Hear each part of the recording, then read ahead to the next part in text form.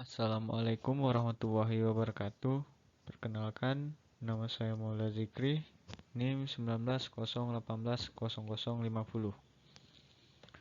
Di video kali ini, saya akan menjelaskan tentang strategi bisnis dalam pemasaran digital.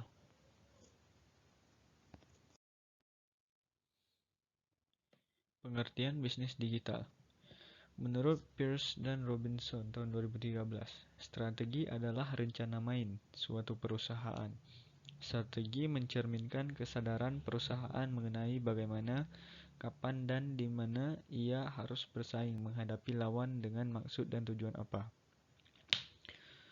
Menurut Dewanti, dalam buku Kewirausahaan, strategi dalam pola tindakan utama yang dipilih untuk mewujudkan visi organisasi melalui misi-misinya. Kunci strategi adalah yang pertama, efisiensi. Meminimalkan resiko melalui penghematan dan meningkatkan laba. Kedua, effectiveness. Sesuai dengan tujuan, yakni memenuhi kebutuhan, keinginan, dan harapan pasar. Effulgence, yaitu tampilan berbeda dan bernilai tinggi. Edge, lebih baik dibandingkan para pesaingnya.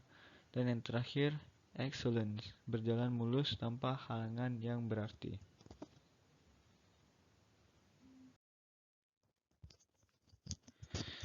Strategi bisnis sebagai isu penting.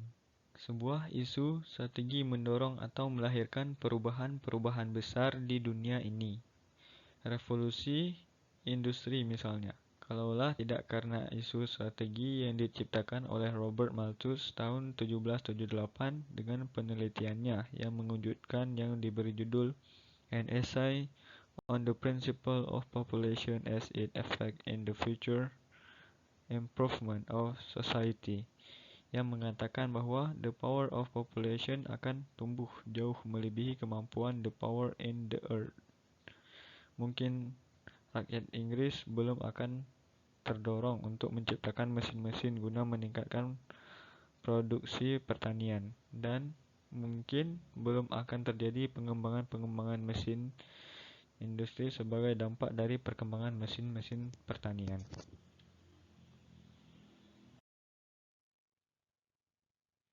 Membagi tingkatan isu strategis berdasarkan kompleksitas ke dalam 4 tingkatan, yaitu yang pertama, isu-isu utama. Isu-isu utama ini berhubungan dengan pertanyaan mengenai misi lembaga dan secara komposisi terbesar. Isu ini hanya ditemui di level permintaan tertinggi dan hanya digunakan dalam merumuskan kebijakan-kebijakan strategis. Dan yang kedua, isu-isu sekunder. Isu-isu sekunder ini berisi prioritas-prioritas program dan definisi kelompok-kelompok sasaran dan penerimaan dampak. Isu ini terletak pada tingkat instansi pelaksanaan program-program pemerintah pusat dan dalam porsi yang lebih besar digunakan untuk merumuskan kebijakan-kebijakan strategis. Dan yang ketiga, isu-isu fungsional. Isu-isu fungsional berisi memasukkan pertanyaan-pertanyaan seperti anggaran, keuangan, dan usaha untuk memperolehnya. Isu ini digunakan pada tingkatan program maupun proyek, dengan komposisi yang sama antara kebijakan strategis dengan kebijakan operasional.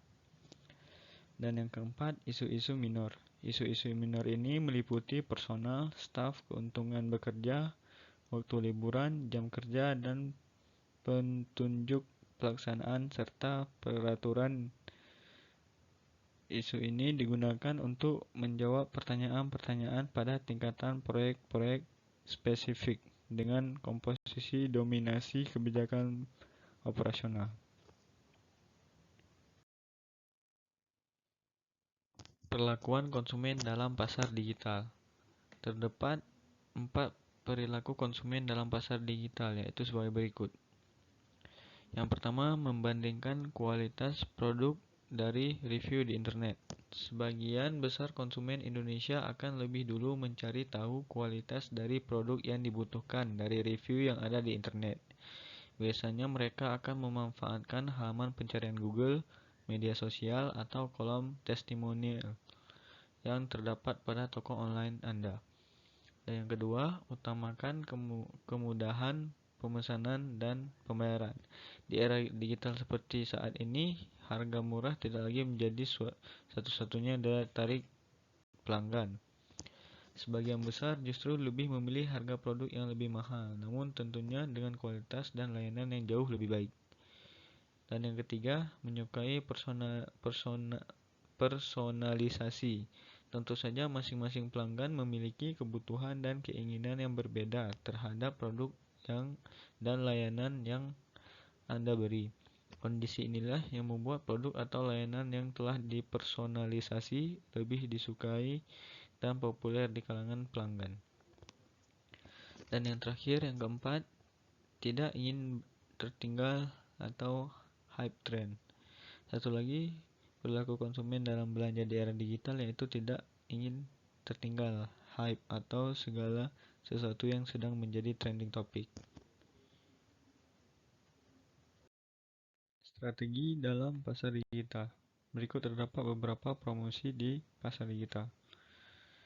Yang pertama, memahami target pasar bisnis Anda. Salah satu strategi pemasaran produk yang paling penting adalah memahami target pasar, yakni orang-orang yang masuk dalam target penjualan produk. Anda tidak bisa menentukan dengan melihat demografis, geografis, umur, dan lainnya. Yang kedua, pakai sosial media. Marketing media sosial menjadi salah satu strategi digital marketing paling efektif untuk pemasaran bisnis karena proses pertukaran informasi sangat cepat dan hampir setiap orang memiliki media sosial. Yang ketiga, paid ads atau iklan berbayar.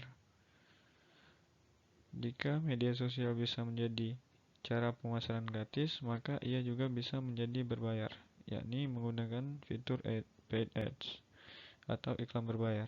Paid ads bisa Anda gunakan di Google Ads, Twitter Ads, dan Facebook atau Instagram Ads.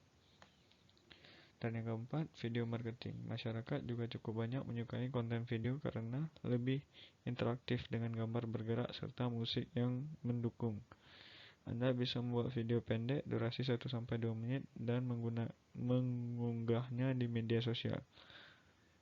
Dan yang kelima, blog atau website dan SEO. Website atau blog adalah situs yang bisa Anda gunakan untuk mengisinya dengan berbagai informasi terkait bisnis.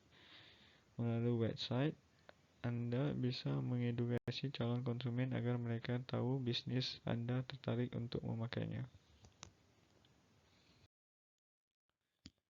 Sekian dari saya. Assalamualaikum warahmatullahi wabarakatuh.